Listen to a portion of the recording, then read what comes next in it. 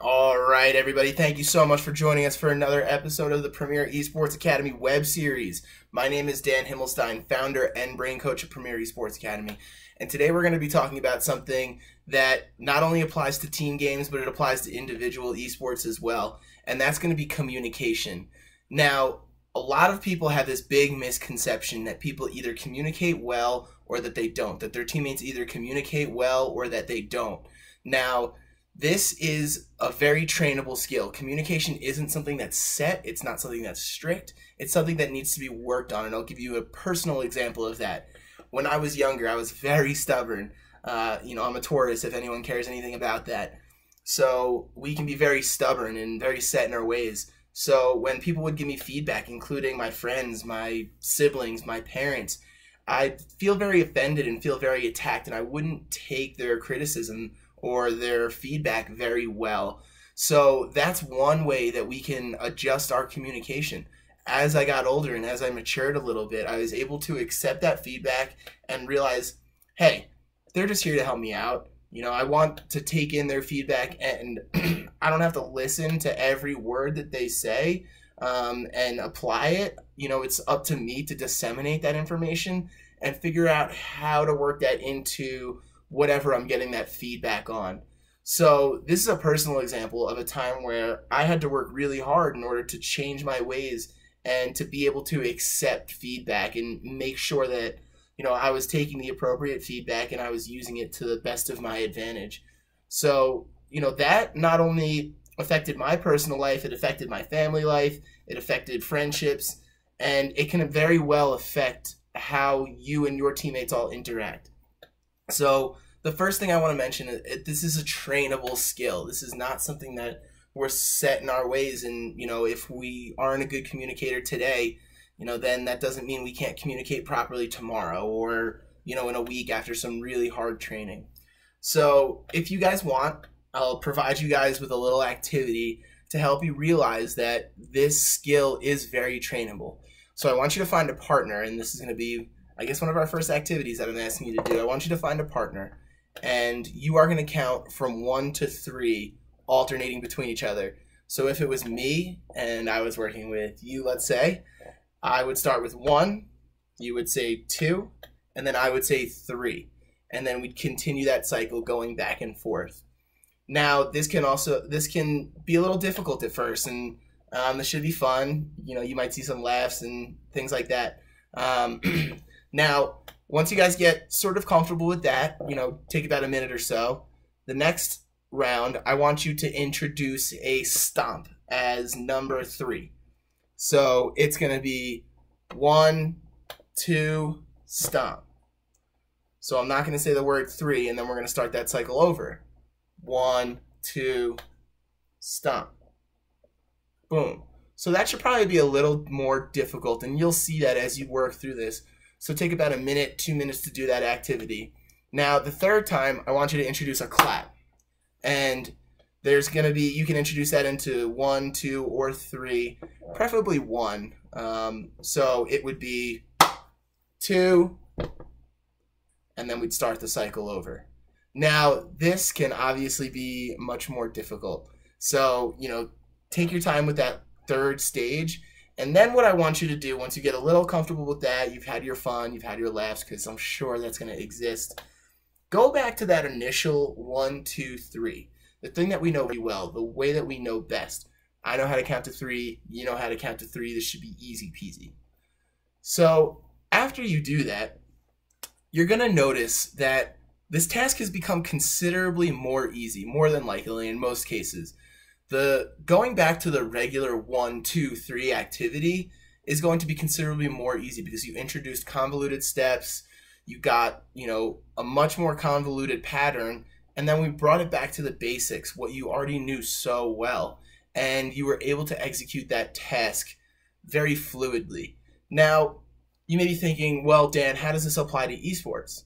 Now, over time, we start to develop habits within our team and individually. We start to develop these habits, and that might be our claps or our stomps, and that might be getting in the way of efficient and effective communication.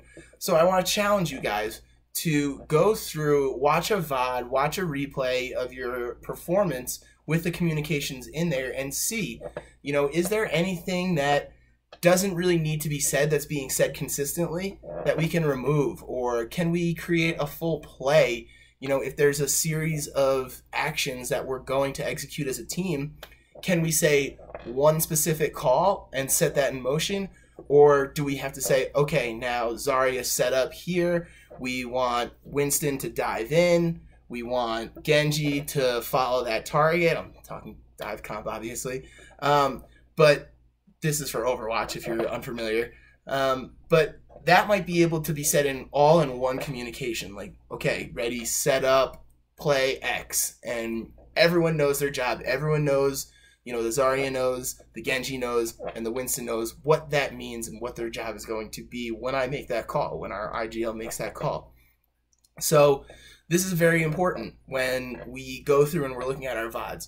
We not only have to analyze our individual play, but we also have to analyze things like communication and, what can we make more efficient so that we can carry out these tasks more fluidly. Now, another thing that I want to mention in terms of communication, this happens a lot when you're coming up in the ranks and when you're just starting out. I've been guilty of it a million times. And it's the, oh shit.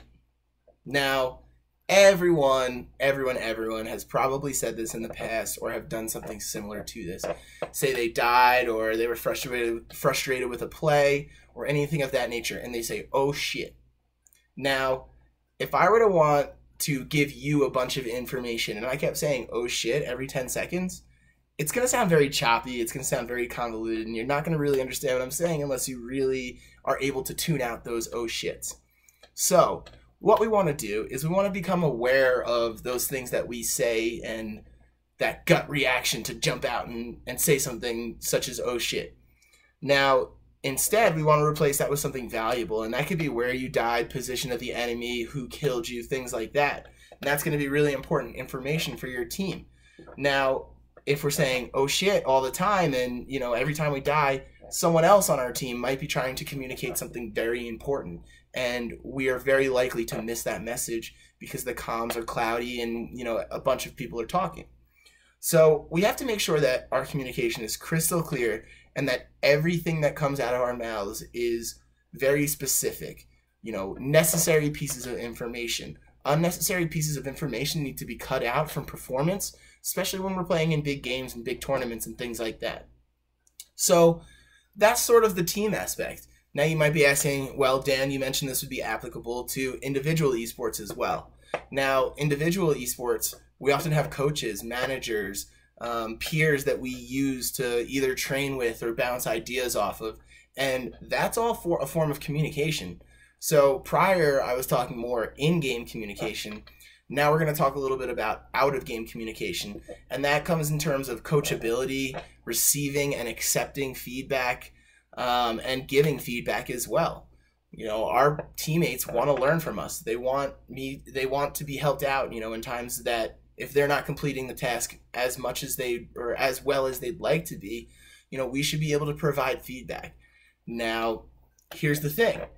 A lot of the time, feedback can often be viewed as negative or criticism.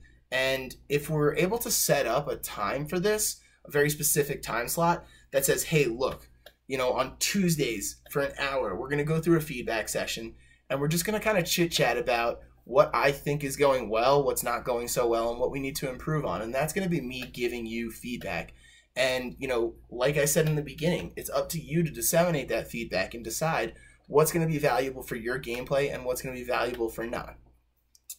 But, I really want to drive home the point that in individual esports, this type of dialogue is so, so important. It's really important to have that outside perspective who's not so involved in the performance that, they're able to provide very specific information that can help you out. And you have to be able to accept that feedback, disseminate it, and then decide if it's something that you need to implement or not.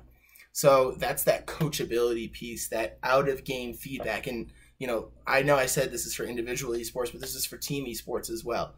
You have to be able to take and give feedback from your teammates, your coaches, your managers, your peers, and disseminate that feedback and understand, is this valuable? Is this going to be valuable for me? should I be implementing this into my play style? And you'll be a lot better off.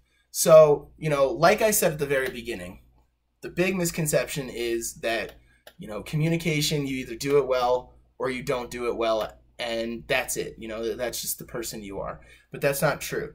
So I encourage you, get out there, evaluate your own communication. How are you communicating with your friends, your family, your teammates, your coaches, the whole nine, and really figure out where those areas for improvement are in your feedback and in your communication. So with that, I'll leave you to that. Please feel free to leave your feedback for me. Like I said, it's very important, and I absolutely appreciate it. I'm not my old self where I would have snubbed it off and been very offended. I've worked very hard to change that mindset, and again would always appreciate the feedback that you guys have. So become part of the conversation. Follow me on Twitter. My handle's down at the bottom right of your screen. It is @DHims_eSports. You can call me Dims as well. And go there for some exclusive content. Sub to the YouTube channel to see when new videos come out. And we look forward to seeing you next time. Thank you so much.